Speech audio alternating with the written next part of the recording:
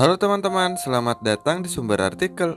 Jangan lupa tekan tombol subscribe dan aktifkan lonceng notifikasinya ya, agar apabila channel ini mengupload episode terbaru, kalian tidak akan ketinggalan. Selamat mendengarkan. Novel yang berjudul Wanita Miskin Bertemu Presidir Tampan di episode ke-11. Gemercik suara air yang menyentuh lantai kamar mandi terdengar jelas dan jernih. Tapi debaran di jantung Andreas melebihi suara gemercik air yang saat ini menerpanya bersama Jenny. Andreas sudah kerasukan, sebuah perasaan yang tidak dapat dimengertinya, hingga ia kehilangan kendali dan menarik tubuh Jenny merapat padanya.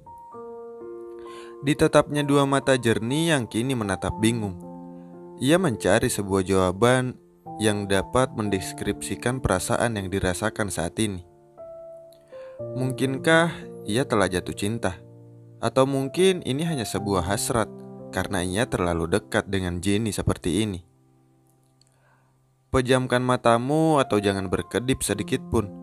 Andreas menatap serius kedua mata Jenny yang mulai terlihat gelisah kini, sedangkan tangannya tidak dapat melepas pinggang ramping Jenny.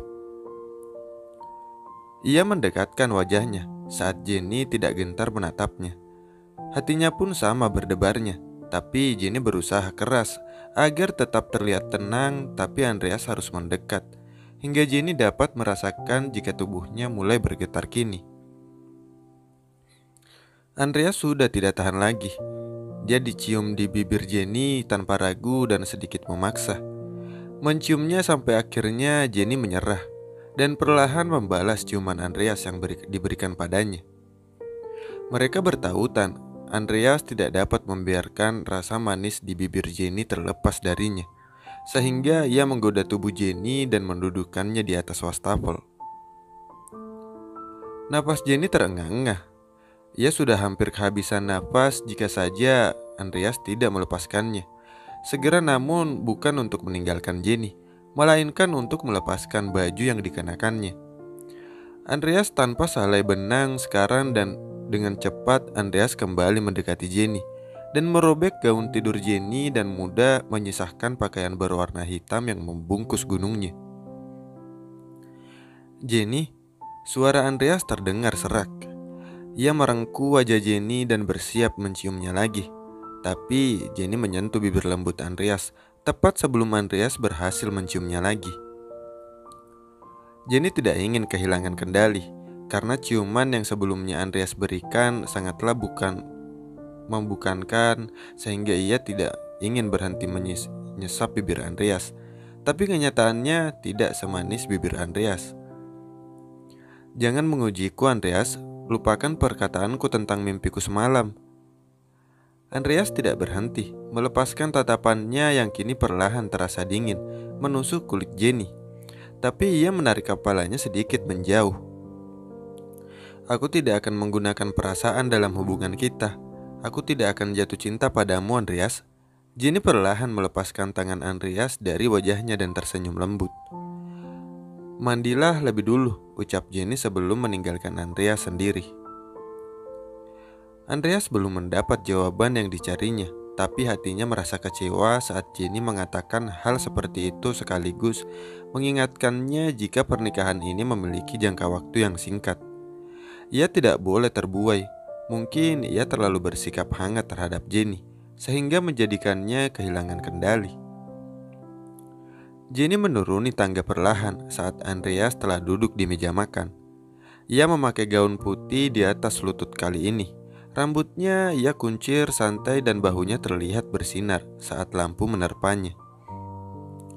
Lagi-lagi Andreas tidak dapat melepaskan pandangannya pada Jenny jika saja Dewi tidak mengingatkannya. Andreas akan memasukkan sendok kosong ke dalam mulutnya. "Apa aku lama?" tanya Jenny. Ia terlihat ceria seperti biasanya, tidak seperti Andreas yang merasa sedikit canggung hingga ia hanya menggelengkan kepalanya dengan singkat. Pelayan kemudian menyajikan makanan di atas piring Jenny, tapi Andreas sudah selesai makan dan meninggalkan meja makan tersebut. Jenny menoleh. Ia merasa sedikit sedih saat Andreas meninggalkannya. Andreas biasanya menunggunya untuk makan bersama, Tapi kali ini Andreas makan lebih dulu. Tapi Jenny mencoba berpikir positif.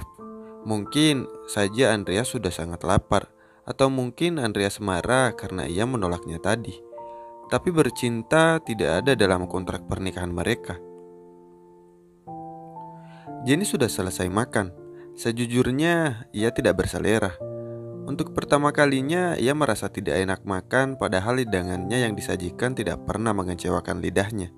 Tapi perasaan Jenny menjadi gelisah saat ia keluar dari kamar mandi tadi. Meskipun Jenny berusaha bersikap seperti biasa, tapi sejujurnya Jenny sangat gugup saat melihat Andreas tadi. Dewi telah memberitahu Jenny jika Veronica telah pulang, jadi ia tidak memiliki kegiatan apapun saat ini. Jenny kemudian mencari di mana Andreas karena sejak tadi ia tidak melihatnya. Seperti meminta maaf adalah jalan terbaik agar hubungan mereka tidak berubah. Jenny masih mencari Andreas, sampai akhirnya Jenny melihat Andreas termenung di dalam taman mawarnya. Jenny baru saja akan masuk, tapi perasaan ragu merasukinya. Ia takut Andreas akan kembali menghindarinya, seperti di meja makan tadi. Tidak mau masuk. Suara Andreas tiba-tiba terdengar membuat Jenny terkejut. "Bolehkah?" tanya Jenny hati-hati. "Tentu saja. Selama kamu menjadi istriku, kamu adalah nyonya di rumah ini. Tidak ada satupun tempat yang tidak bisa kamu masuki." Andreas membuka pintu tersebut untuk Jenny. Ia berusaha tersenyum meski ia masih dapat merasakan kecewanya. Tapi tidak ada alasan baginya untuk bersikap dingin pada Jenny.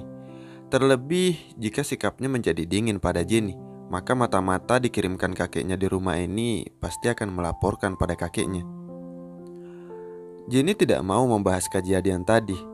Jadi ia mengikuti langkah Andreas dan duduk di bangku tepat di pusat taman mawar ini. Mawar-mawar di sini tidak hanya berwarna merah dan merah muda, tapi juga berwarna kuning dan biru, bahkan ada hitam. Mawar ini sungguh cantik. Aku belum pernah melihat mawar dengan warna seperti ini. Jenny menghampiri mawar yang mencuri perhatiannya. Mawar berwarna biru gelap, nyaris berwarna hitam, tapi sesungguhnya sangat indah. "Bolehkah aku memetiknya?" Jenny bertanya, tapi tangannya telah menyentuh tangkai mawar itu, membuat jarinya terluka dan berdarah. Jenny meringis kesakitan saat Andreas melihatnya. "Bodoh," cela Andreas tanpa mau membantu menyeka darah Jenny yang menetes kini. Wajah Jenny terlihat jengkel dengan ucapan Andreas tadi, tapi dia memang pantas mendapatkan celaan itu karena memang ia tidak berhati-hati. Jenny baru akan menurunkan tangannya saat Andreas dengan cepat menarik tangan Jenny yang terluka dan menyusap jarinya. "Darahnya akan menodai bajumu." Andreas terus menyesap jari Jenny yang membuat hati Jenny sedikit bergetar. Andreas tahu perbuatannya menimbulkan kecanggungan kembali saat ini, tapi bahkan darah Jenny terasa manis. Aku sepertinya sudah benar-benar gila. Jenny menarik tangannya saat Andreas mulai menatapnya. Masih dengan menyesap jarinya membuat tubuh Jenny mendadak terasa panas dan menegang. Kini Jenny memilih untuk kembali duduk di kursi taman, diikuti oleh Andreas. Jenny sudah memegang setangkai mawar biru yang sudah Andreas petikkan untuknya. "Andreas, ya, tidakkah kita terlalu mendalami peran kita?" Andreas terdiam. Ia tidak buru-buru menjawab pertanyaan Jenny yang menjebaknya karena ia juga merasakan hal yang sama. "Terlepas dari kontrak, kita memang sepasang suami istri." "Itu benar. Tidak ada poin dalam kontrak yang menyebutkan jika mereka hanya pura-pura. Tapi hanya ada 2 poin dalam kontrak itu, yaitu harus menjadi istri yang sempurna untuk Andreas dan Jenny tidak boleh jatuh cinta pada Andreas." Jenny terdiam kini. Jujur saja, ia takut jika akan jatuh cinta pada Andreas. "Veronica sudah pulang ya?" Andreas mengalihkan pembicaraan agar suasana kembali mencair. Iya, Bu Dewi bilang ia menunggu hingga jam 10. Siapa yang menyangka kita berdua bisa bangun kesiangan? Jenny mencoba tersenyum, meski tidak selepas biasanya. Andreas hanya tersenyum tipis melihat Jenny. Bagaimana jika menghubungi adik dan bibimu sekaligus memberitahu mereka akan pesta pernikahan kita yang akan diadakan sebentar lagi? Jenny sangat senang mendengar Andreas mengajaknya berkunjung ke rumahnya. Ini sudah hampir 1 minggu dan Jenny merindukan keluarganya. Terima kasih Andreas. Jenny tidak kuasa menahan rasa bahagianya. Ia lantas memeluk Andreas erat dan singkat sebelum bergegas keluar mempersiapkan diri. Bersikap tenanglah Andreas, dan jangan sampai melewati batas lagi. Maka kalian tidak akan melukai satu sama lain, karena cinta menginterupsi hati kalian.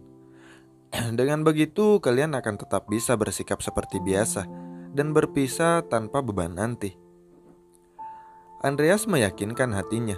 Semua yang dirasakannya bukanlah cinta, dan akan belajar mengendalikan dirinya lebih kuat lagi. Jenny terlihat kesulitan. Memakai seatbelt membuat Andreas harus turun tangan karena sudah merasa tidak sabar. Hati Jenny kembali sedikit bergetar. Jika sedikit demi sedikit hatinya bergetar seperti ini, apa getaran hatinya akan berubah menjadi debaran yang disebabkan oleh rasa cinta? Tidak, tenanglah Jen. Kendalikan dirimu. Semua akan baik-baik saja seperti hari sebelumnya. Ingat, tujuanmu menikah bukan untuk jatuh cinta padanya, tapi hanya untuk keluargamu. Jenny menatap wajah Andreas yang menatap lurus ke depan. Wajahnya begitu tenang dan mempesona. Jangan menatapku atau kamu akan jatuh cinta padaku. Jenny memalingkan wajahnya saat Andreas mengatakan hal yang tidak terduga seperti itu. Mustahil, gelak Jenny. Andreas tersenyum karena Jenny mengatakannya tanpa beban. Bagaimana jika aku yang jatuh cinta padamu? Jenny tertegun kini. Andreas sungguh mengujinya saat ini. Harusnya ia tidak menceritakan tentang mimpinya pada Andreas. Pesonaku memang tidak terbendung. Jenny mengibaskan rambutnya. Ia memilih kembali bersikap konyol dan berhenti mengaitkan ucapan Andreas dengan perasaan. Begitu dengan Andreas yang tidak bisa menahan tawa karena lelucon Jenny yang dilontarkan. Ya, karena rambutmu sudah tidak kusut lagi, aku sedikit terpesona. Tapi hanya saja sedikit, sekitar 1 senti, balas Andreas. Jenny tertawa karena ia memang sadar akan rambutnya kusutnya dulu. Di tengah tawa mereka, ponsel Andreas berdering, dan Andreas segera mengangkatnya. Wajahnya perlahan menjadi muram, dan tanpa pikir panjang, Andreas membanting setir dan memutar mobilnya. Apa yang terjadi Andreas? Jenny bertanya, tapi Andreas mengabaikannya membuat Jenny tidak berani bertanya lagi, karena wajah Andreas terlihat sangat risau kini. Terima kasih banyak telah mendengarkan sumber artikel ya. Jangan lupa berikan like-nya beserta komentarnya sebanyak-banyaknya ya. Tunggu episode selanjutnya. Bye-bye.